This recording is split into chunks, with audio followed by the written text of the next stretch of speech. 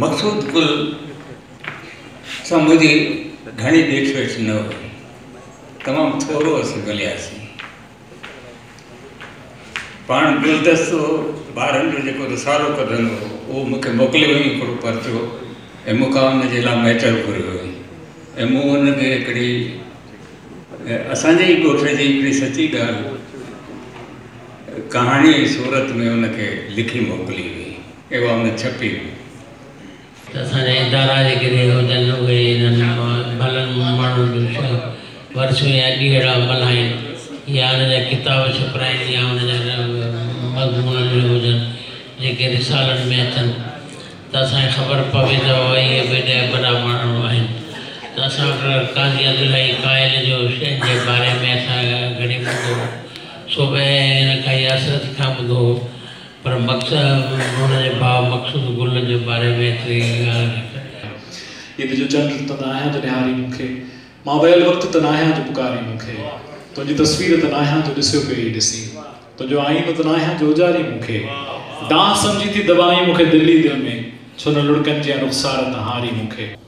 हाणे इहा असांखे हिकिड़ी अहिड़ी वस्फ़ ॾिनी आहे मक़सूद गुल साहब, जिते जेके नौजवान शाइर अचनि, जेके नौजवान शाइरी पढ़णु सिखनि, जेके शाइरी जे हिन फ़ज़ा में रहणु चाहिनि, उहे शाइरीअ खे लफ़्ज़नि खां जुदा करे एहसासाती सतह ते महसूस बि करे सघनि, ऐं पोइ उहा शाइरी कंहिं बि जेको धुर जी, कंहिं बि इज़्म जी, कंहिं बि उनजी उन खां बालातर हूंदी, ऐं उहा अहसास जी उन सतह ते हूंदी जिते कॾहिं कॾहिं असां पाण वाइड़ा थी वेंदा आहियूं। ऐं मक़सूद गुल जो किताब जॾहिं मूं पिया पढ़ियो त उन में खोड़ अहिड़ियूं जॻहियूं आहिनि। चंड वण जी ॿाह ते खाली रखी, ॾिसो न हिकिड़ी तस्वीर आहे जेका तव्हांजे साम्हूं अची वञे थी। मूं इलाहियुनि शाइरनि खे पढ़ियो आहे, इलाहियुनि शाइरनि जे किताबनि ते तबसरा लिखिया आहिनि, मुहाग लिखिया आहिनि, उनजा टाइटल बेट्स लिखिया आहिनि, ॿ ॿ टे टे चारि चारि किताब हुननि जा आया आहिनि, पर यकीन कयो मजबूरीअ खां लिखणा पवंदा आहिनि। कॾहिं कॾहिं ॻोल्हे करे हिकिड़ो शेर न लभंदो आहे, ऐं हीउ अहिड़ो शेर आहे मक़सूद गुल जो, जेकॾहिं ॿियो कुझु बि न लिखी, हिकिड़ो शेर लिखी आहे मक़सूद गुल, तॾहिं बि हुनखे ज़िंदा रखण लाइ ईअं ई जीअं इसाक आहंगर जो हिकिड़ो शेर तव्हांखे सिंधी शाइरी जी तारीख़ में मिले थो, थियां मां झिरुक वेहां ॿिरीअ जे छॼ ते, मां न चवनि ॾिरुक ॿोलीअ बाज़ारीअ से। छाकाणि त हिन यादुनि ऐं सार जे सिलसिले में गुज़िरियल साल सपना मौजूदु हुई। मां चाहींदुसि त असद मग़फ़रत जे लाइ दुआ करण में असांजी मदद करे।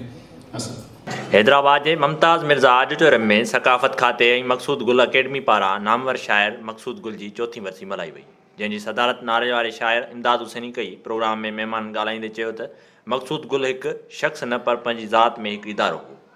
हुन शाइरी में भरपूर मवाद ॾिनो, हुन तमामु घणो तहक़ीक़ करे उर्दूअ ते बि पंहिंजो नाम विरायो। मक़सूद गुल वटि पंहिंजो गुल, पंहिंजो ख़ुशबू, ऐं उन ख़ुशबू मां पैदा थींदड़ पंहिंजो धार ऐं निरालो अहसासु हो। उन पंहिंजे औलाद जी शिकिल में पंहिंजे कम जे तसलसल खे जारी रखियो आहे, जंहिं अॼु ही शानदार तक़रीब रचाई आहे। नाले वारे शाइर इमदाद हुसैनी ॻाल्हाईंदे चयो त सिंध जे शाइरनि सां ज़ुल्म जी इंतहा लॻी पई आहे, पर उन ते केर बि ध्यानु नथो ॾिए। शाइरी सिंधीअ में नथी छापी वञे, पर उर्दूअ में जल्दी छापी वञे थी। जंहिं रिसालनि खे असीं पढ़ी लिखंदासीं, अॼु उहे मौजूदु ई न आहिनि। प्रोग्राम में ताज़ो वफ़ात करे वियल यासिर काज़ी जी भेण लाइ दुआए मग़फ़िरत पिणु घुरी वई। तक़रीरनि जी निशस्त खां पोइ महफ़िल मौसीक़ीअ में मशहूरु गायक मज़हर ऐं ज़ुल्फ़कार कुरैशी पंहिंजे फ़न जो मुज़ाहिरो कयो। मक़सूद गुल मोहबतुनि जे आलमी ॾींहं ते हिकिड़ो महबूब माण्हू असां खां विछड़ी वियो, ऐं हू छा हिकु शख़्स न पंहिंजी ज़ात में हिकिड़ो इदारो हुयो। हुन शाइरीअ में भरपूर मवाद ॾिनो, रत बिना राबेल, अखड़ियूं नील कंवल जा शाइरी मजमूआ आहिनि। उनखां सवाइ उन जेको तहक़ीक़ ते कमु कयो, सचल जो शाइर, सचल जे मसनवीअ खे पंहिंजो मंज़ूम उर्दू तर्जुमो कयो, या शेख हयाज़ जी शाइरीअ खे उर्दूअ में तर्जुमो कयईं, ऐं उन जा ॿ तर्जुमा छपिया कल्चर डिपार्टमेंट जे तरफ़ों। ऐं उन में ॾिसिजे थो त हू रुगो सिंधीअ जो अदीब आलिम न आहे, पर उन सां गॾोगॾु उनखे उर्दूअ ते उबूर आहे, ऐं उन सां गॾोगॾु रोज़ाना कालम लिखे थो, ॿारनि जे लाइ किताब लिखे थो, कहाणियूं लिखे थो, उनजो इन हर हवाले सां हर एंगल सां पंहिंजो कंट्रीब्यूशन आहे। उन सां गॾोगॾु हिकिड़ो महबूब माण्हू, मोहबतूं कंदड़, मोहबतूं विरहाईंदड़ इंसानु हुयो। जिते बि वेंदो, जंहिं महफ़िल में वेंदो, उहो हर कुंड ते ॼण पंहिंजी हिकिड़ी महफ़िल ठाहे वठंदो। सो इन 4हीं वर्सीअ ते असीं भेटा ॾियण लाइ हिते गॾु थिया आहियूं। उहो सिंधी साहत जो अहिड़ो गुल आहे जंहिं पंहिंजी गुनागुन सुगंध सां, पंहिंजे मुख़्तलिफ़ ख़ुशबूअनि सां सिंधी साहत खे जेको अदब, जेको ॾाहप सां उन वासे छॾियो आहे, उहो असां सदियुनि ताईं उनजी ख़ुशबूअ खे महसूसु कंदा रहिया अंदाज़े। उनजो फ़िक्र, उनजो फ़लसफ़ो, उनजी ॾात असां सां गॾु आहे ऐं असां सम्झूं था त उनखे मुख़्तलिफ़ तरीक़नि सां, मुख़्तलिफ़ नमूननि सां उनखे समूहे उनखे मंज़र आम ते आंदो वञे। मक़सूद गुल जेको सूंह ऐं सुरत जो शाइर, सिंध जो शाइर, बैक वक़्तु रोमानवी शाइर बि, मुज़ाहिमती शाइर बि, उनजे 4हीं वर्सी जी मुनासिबत सां अॼु ही जेको मेड़ाको आहे उहो सिंध जे सकाफ़त खाते पारां ऐं मक़सूद गुल अकेडमी सिंध पारां मक़सूद गुल खे हिकिड़ो ट्रिब्यूट आहे, हिकिड़ो यादुनि जो ख़राज आहे। उनजे कयल कलमी पोरे जे हवाले सां ऐं उनजे कलमी पोरे जो जॾहिं असां ज़िक्र कयूं था त न फ़क़ति शाइरी, जेतोणीकि शाइरी उनजो सभिनी खां वधीक उनजे लाइ क़ाबिल फ़ख़्रु हवालो हुयो, पर शाइरी सां गॾोगॾु नसर ऐं नसर में ॿारनि जो अदब, कॉलम नवीसी, तर्जुमो हुननि जी वॾी सुञाणप हुई। ऐं तर्जुमे जे हवाले सां वरी ख़ासि तौर ते सितल सरमस्त जो मंज़ूम उर्दू तर्जुमो, फ़ारसी शाइरी जो मंज़ूम उर्दू तर्जुमो जेको इश्क समंदर जे नाले सां 2 दफ़ा छपियो आहे। ऐं उन सां गॾोगॾु जेको हुननि जो आलमाणो पॉइंट ऑफ व्यू ज़िंदगी जे मुख़्तलिफ़ मामलनि जे हवाले सां, इंसानी रवैयनि जे हवाले सां उन्हनि जी तहरीरुनि मां बखे थो, उन्हनि सभिनी खे ट्रिब्यूट पेश करण जो ही हिकिड़ो मौक़ो आहे। ऐं असां यकीनी तौर ते मक़सूद गुल खे उनजे तबई विछोड़े खे 4 सालनि गुज़रण खां पोइ इहो महसूसु करियूं था त मक़सूद गुल जे कयल कम जे हवाले सां वधीक तहक़ीक़ी कमु थियण जी ज़रूरत आहे। न फ़क़ति उन कम थियण जी ज़रूरत आहे, बल्कि उन हवाले सां आलिमनि खे उते साहिण जी ज़रूरत आहे त असां वधि में वधि आलिमनि, अदीबनि ऐं दानिश्वरनि खे जनाब मक़सूद गुल जे कयल कम ते वधीक तहक़ीक़ करे ईंदड़ नस्लनि ताईं उनखे पहुचाए सघूं। ऐं अॼोको ही जेको मेड़ाको आहे उन ई ॾस जी हिकिड़ी नंढड़ी कोशिशि आहे। अदा मक़सूद गुल लाइ छा चइजे, तमामु जेको आहे सिंध जो वॾो अज़ीम शाइर हो ऐं वॾो अदीब हो ऐं तमामु हिकिड़ो सिंध जो वॾो हॾोखी ऐं हिकिड़ो सचो नेखा हो। ऐं उनजे मौत तमामु हिकिड़ो वॾो झटको पहुचायो सॼी सिंध खे। अचानक जेको आहे सो इहो सॼो थियो।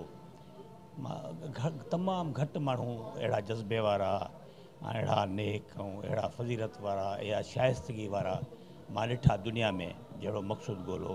मुंहिंजो त सची ॻाल्हि आहे, ज़ाती दोस्त हो तमामु घणो। मां कराची में तॾहिं रहंदो हुउसि ऐं कराची में जॾहिं अक्सर ईंदो हो त मुंहिंजे घर रहंदो हो, त सॼी राति पिया कचहरियूं कंदा हुआसीं ऐं सॼी राति सची ॻाल्हि आहे, इहो रुॻो सिंध जी ॻाल्हि हूंदी हुअसि। सिंध सां ज़्यादतियूं, सिंध सां ॾाढायूं, सिंध सां उरहज़ोरायूं ऐं पोइ हुकूमत जी सम्झो त यानी उन में का कोशिशि कान या जेके बि मतिलबु आहे त अहिड़ा सचा माण्हू सिंध जा जेके आहिनि त तव्हांखे तमामु घटि मिलंदा जहिड़ो मक़सूद गुल हो। ऐं असां हाणे अॼु उनजी 4हीं वर्सी था मल्हायूं ऐं अलाह पाक उनखे जवार रहमत में रहमत अदा करे। ऐं पंहिंजो दुआ आहे त सिंध में ॿिया बि के अहिड़ा माण्हू पैदा थियनि जेके मक़सूद गुल जहिड़ा माण्हू हुजनि। काज़ी मक़सूद गुल साहिबु सिंधी ॿोली अदब जो हिकिड़ो अहिड़ो निहायत शाइस्ता ऐं मुहज़िब लबो लहजे वारो शाइर आहे, जंहिं हिकिड़े दौर जे दर्द खे निहायत नफ़ीस ऐं हिकिड़ी दिलकश ॿोलीअ में बयानु कयो आहे। जेकॾहिं असां गुज़िरियल 30-40 सालनि जी सिंध खे ॾिसंदासीं त उहा तमामु वॾनि हिकिड़नि अलमियुनि इंसानियनि मां गुज़री आहे ऐं उन्हनि अलमियुनि इंसानियनि खे सिंध जी जेका तख़लीक़ आहे, ख़ासि तौर ते जेका शाइरी आहे, उन ॾाढी गहराईअ सां उनखे पेंट कयो आहे, उनखे पेश कयो आहे।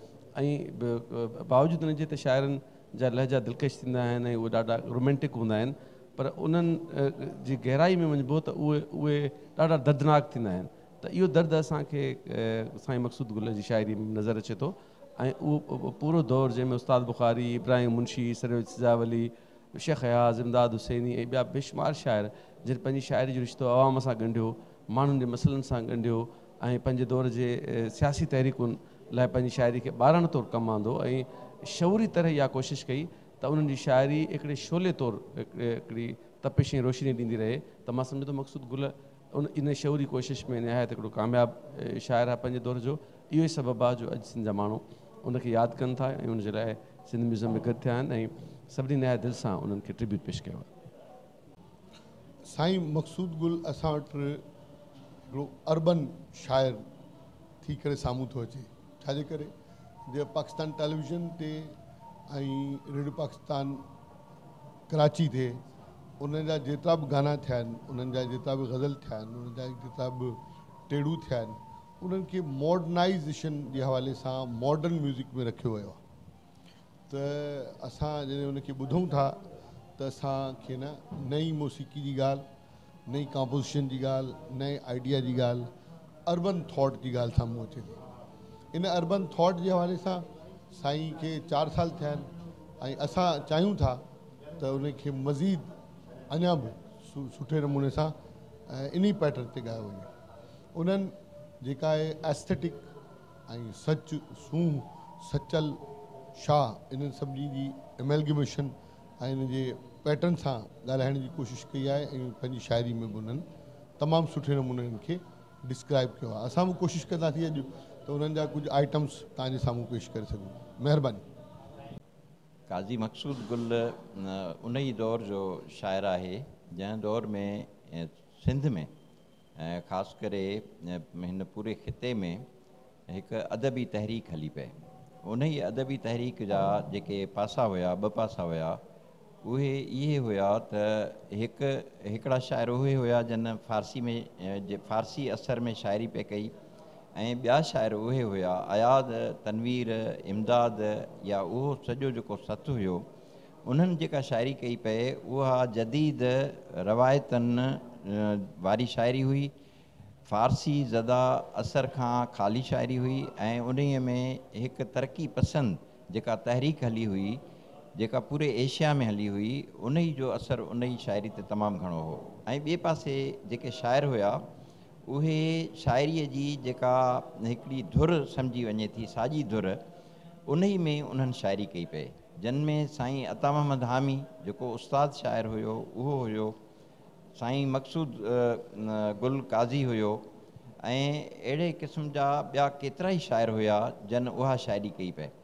पर सभिनी ॾिठो अॻिते हली त शाइरी में उहो जेको असरु हुयो फ़ारसी वारो ऐं उहो जेको अंदाज़ हुयो बयान जो, उन ई में नदरत ऐं ख़ूबसूरती इहे शाइर खणी आया ऐं उन्हनि पंहिंजे तख़लीक़ जे सॼे सफ़र में पंहिंजे वतन सां ऐं माण्हुनि सां दोस्ती जो सबूत ॾियणु शुरू कयो।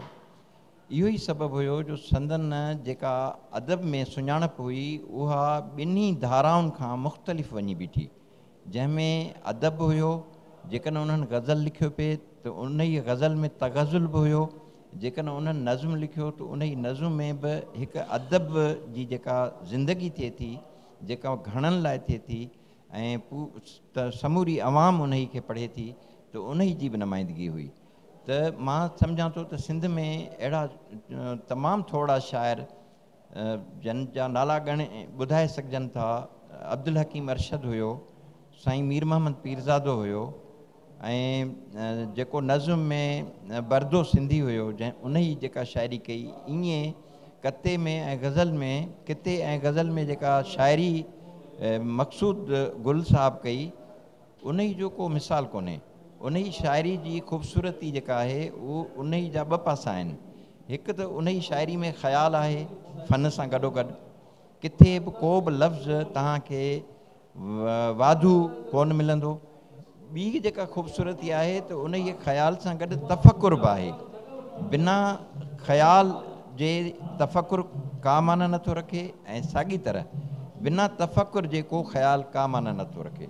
त इहो जेको शाइरी जो ख़ूबसूरत पासो हुयो, इहो काज़ी मक़सूद गुल साहब जी शाइरी में असांखे हर हंधि मिले थो ऐं असांजे हाणोकनि जदीद दौर जे शाइरनि खे बि खपे त पंहिंजा इहे जेके क्लासिक्स आहिनि, पंहिंजा जेके इहे ख़ूबसूरत शाइर आहिनि, उन्हनि जी शाइरी पढ़नि ऐं उन्हनि खे सम्झनि ऐं उन ई रस्ते ते हलनि जेको रस्तो उहे असांखे ॾेई विया। महिरबानी। साईं मक़सूद गुल असांजे सिंध जा तमामु वॾा शाइर थी गुज़रिया आहिनि जेके तमामु पुख़्ता पका ऐं तमामु आलीशान बहितरीनु शाइर हुआ। उन खां पोइ उनजी शाइरी में तमामु घणो जेको सो सुजागी जो पैगाम आहे ऐं गुल ऐं ख़ुशबू जो पैगाम आहे, सुराही जो पैगाम आहे, चंड तारनि सितारनि जो पैगाम आहे, जंहिंमें हिकिड़ी क़िस्म जो अवेयरनेस हिकिड़ी पैदा करण जी कोशिशि कई आहे। उन पंहिंजी शाइरी में नौजवान नसुल खे सबक़ आमोज़ शाइरी आहे जंहिंसां हासिलु थिए थो ऐं जेकॾहिं उनजी शाइरी ते अमल कजे त माण्हू खे सिधो रस्तो मिली सघे थो। तमामु सुठा शाइर हुआ ऐं हीउ हिकिड़ो सुठो कमु आहे जो सकाफ़त खाते वारनि हिन प्रोग्राम खे साईं जी वरसी जे हिसाब सां अॼु संद 4हीं वरसी मल्हाए पई वञे ऐं आउं सम्झां थो जेकॾहिं इहो सिलसिलो सुठनि शाइरनि ऐं अदीबनि लाइ या जेके आर्टिस्टनि सिंध जा कयो वञे त इन सां नौजवान नसुल खे उनजी आगाही थींदी ऐं हेॾे वॾे शाइर जो जेको ॾींहुं थी अचे असां सभु हिन में ख़ुशि आहियूं ऐं पार्टिसिपेट कयूं पिया हिन में। नाज़रीन, हिते दोस्तनि जूं तव्हां ॻाल्हियूं ॿुधियूं। हुननि जो चवणु हुयो त मक़सूद गुल असांखां विछड़ियो ज़रूरु आहे पर विसरियो न आहे। उनजी शाइरी किताबनि में पढ़ी करे असांजो अॼु बि उहो ई रूह चाहे थो त अॼु हू ज़िंदा हुजे हा त असां अॼु उनखे साम्हूं ॿुधी करे दिलि ख़ुशि थिए हा। हू सिंध जे लाइ जाखोणींदो रहियो हुयो ऐं हुनजी शाइरी अॼु बि मशहूरु आहे। साथी रिपोर्टर सां गॾु वहीद मुस्तफ़ा, वाई साहब, Sindh TV news, London, Hyderabad.